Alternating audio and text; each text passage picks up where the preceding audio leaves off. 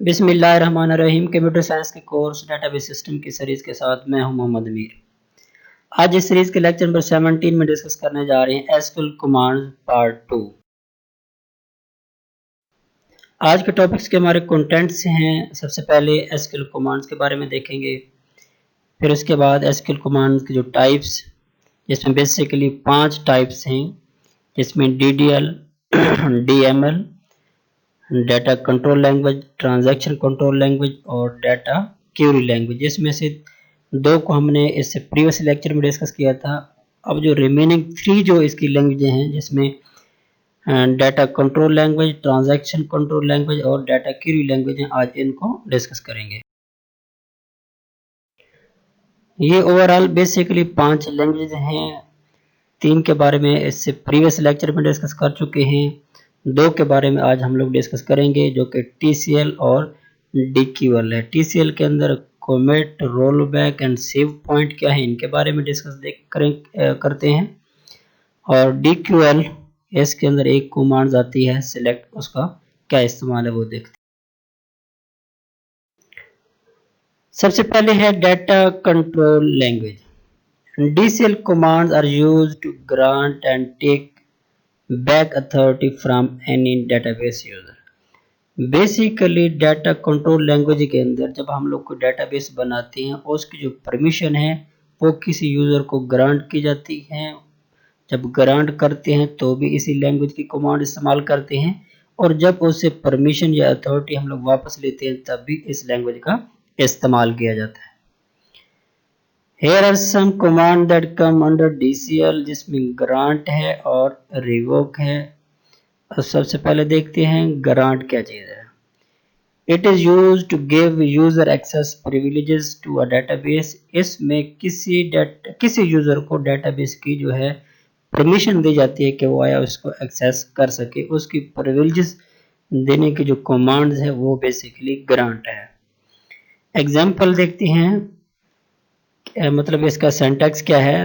Grant लिखेंगे, reserved है, select, update लफ्ज लिखेंगे, on my table, on reserved है, माई टेबल टेबल का नेम है, टू सम यूजर, फिर उसके बाद टू लिखेंगे, रिजर्व्ड है, सम यूजर जो पहले यूजर था, फिर उसके यानी जो फर्स्ट यूजर था वो, एंड उसके बाद एन अदर यूजर और सेकंड यूजर का नेम लिखेंगे। मतलब जो पहले यूजर को प्रिविलेजेस थी वो यूजर, और उसके बाद फिर हम लोग नेक्स्ट यूजर को राइट करेंगे ताकि इस यूजर को हम लोग वो एक्सेस की परमिशन दे सकें। अब रिवोक क्या है। बेसिकली जो हम लोग परमिशन देते हैं किसी डेटाबेस को एक्सेस करने के लिए, या उसके एडमिनिस्ट्रेटिव जो उसके राइट्स हैं वो देते हैं, तो वो ग्रांट में देते हैं। अब उन राइट्स को जब हम लोग वापस किसी यूजर से लेते हैं तो उसके लिए कमांड इस्तेमाल करते हैं रिवोक। अब इसकी एग्जांपल क्या है। सपोज करें रिवोक रिजर्व्ड है, सेलेक्ट लिखेंगे, फिर अपडेट लिखेंगे, रिजर्व्ड है, ऑन भी रिजर्व्ड है, माई टेबल उस टेबल का नेम लिखेंगे, फिर टू की बजाय अब यहाँ क्या लिखेंगे, फ्रॉम यूजर 1 यूजर 2। फिर बेसिकली जो यूजर 2 के जो राइट्स थे, यूजर जो 2 को हमने असाइन किए थे, हमने क्या कर ली, वो वापस ले लिए। बेसिकली ये कंट्रोल लैंग्वेज का मतलब यही है कि डेटाबेस आपने बनाए हैं, उसकी जो परमिशन है, उसके जो राइट्स हैं, किसी दूसरे यूजर को असाइन करना ताकि उसके अंदर कुछ और वो भी चेंज कर सके, और उसको एक्सेस देने के लिए ग्रांट का इस्तेमाल करते हैं, और उसको राइट्स वापस लेने के लिए उसे रिवोक जो है स्टेटमेंट इसका इस्तेमाल। नेक्स्ट हमारे पास है ट्रांजैक्शन कंट्रोल लैंग्वेज, जिसे TCL कहते हैं। इसे बेसिकली DML कमांड के साथ इस्तेमाल कर सकते हैं, जिस तरह से इंसर्ट है, डिलीट है, या फिर अपडेट ओनली है। These operations are automatically committed in the database, that's why they cannot be used while creating table or dropping table। Basically हम लोग जो है इसका इस्तेमाल जब करते हैं तो इसको अलग से सेव करने की जरूरत नहीं होती, ऑटोमेटिकली सेव हो जाती है। अब इसके अंदर जो कमांड्स आ रही हैं उसमें commit है, रोल बैक है और सेव पॉइंट, ये 3 कमांड बेसिकली इसके अंदर आ रही हैं।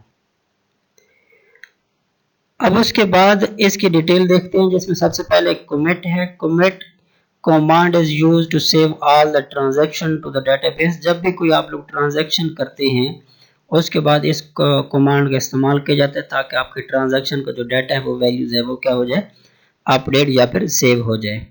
सिंटैक्स देखेंगे क्या लिखते हैं, जस्ट कमिट लफ्ज लिख देंगे किसी ट्रांजैक्शन के बाद, तो आपका रिकॉर्ड जो उससे पहले जो ट्रांजैक्शन आपने किया वो क्या हो जाएगी, सेव हो जाती है।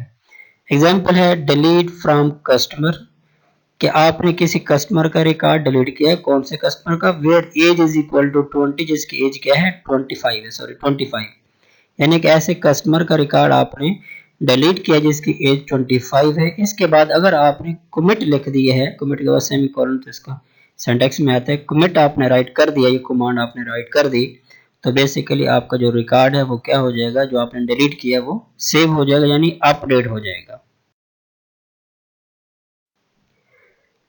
इसके बाद है roll back. Roll back command is used to undo transaction that have not already been saved to the database. अब जो अगर आपने कमांड्स आपने सेव की होती हैं, कमिट की होती है, अगर आपने उसको वापस लेके आने, जैसे मतलब अनडू करनी है, तो बेसिकली इस कमांड का हम लोग क्या करते हैं, इस्तेमाल करते हैं। सिंटैक्स देखेंगे, जिस तरह से कमिट लिखा था वैसे ही जस्ट रोल बैक लिख देंगे तो आपकी कमांड वो बेसिकली वापस हो जाएगी, मतलब वो चेंज नहीं आएगी, अपडेट वो परमानेंटली नहीं होंगी। Delete from customer where age is equal to 25, ये जो अभी आपने क्या किया था, एक ट्रांजैक्शन की है, यानी एक कमांड आपने की है कि ऐसे कस्टमर का रिकॉर्ड जिसकी 25 एज है वो डिलीट हो जाए, उसके बाद आपने रोल बैक कर दिया है, तो बेसिकली ये कमांड जो है आपकी जो है सेविंग वो रोल बैक हो जाएगी। नेक्स्ट है सेव पॉइंट। सेव पॉइंट क्या, it is used to roll the transaction back to the certain point without rolling back the entire transaction. अब इसमें होता ये है कि आपने पूरे ट्रांजैक्शन को रोल बैक बेसिकली नहीं करना होता, किसी खास पॉइंट तक आपने रोल बैक करना होता है, तो उसके लिए आपको क्या है, उस चेक पॉइंट के लिए सेव पॉइंट का इस्तेमाल करते हैं। सिंटैक्स है सेव पॉइंट, फिर सेव पॉइंट का आप लोग नेम लिख देंगे, तो बेसिकली आपको जो ट्रांजैक्शन है उस पॉइंट तक क्या हो जाएगी, सेव हो जाएगी, यानी ओवरऑल टोटल रोल बैक नहीं हो। नेक्स्ट है डाटा क्वेरी लैंग्वेज, जिसे DQL भी कहते हैं। DQL is used to fetch the data from the database। Basically इस कमांड का इस्तेमाल करते हैं जब डेटाबेस में से किसी भी रिकॉर्ड को आपने फेच करना हो, तो इस कमांड का इस्तेमाल करते हैं। इस कमांड में इस लैंग्वेज के अंदर जो कमांड इस्तेमाल होती है वो सेलेक्ट कमांड है। This is the same as a projection operation of relational algebra. ये बिल्कुल सेम कमांड है जिस तरह से रिलेशनल अलजेब्रा में हम लोग इस्तेमाल करते थे जब रिकॉर्ड को हम लोगों ने फेच करना होता था बाय यूजिंग रिलेशनल ऑपरेशन, तो बिल्कुल ऐसा है डेटाबेस में से अब हम लोग सिलेक्ट कमांड के जरिए भी डाटा को वैसे एक्सेस कर सकती हैं। It is used to select the attribute based on the condition described by where clause। अब इसमें हम लोगों ने जो रिकॉर्ड को फेच करना होता है डेटाबेस में से, तो वेयर क्लास का इस्तेमाल करके हम लोग कंडीशन सेट करते हैं और उसके बाद उस कंडीशन के अकॉर्डिंगली हमारा डाटा में रिट्रीव हो जाता है। सिंटैक्स है सेलेक्ट लिखेंगे, फिर एक्सप्रेशन लिखेंगे।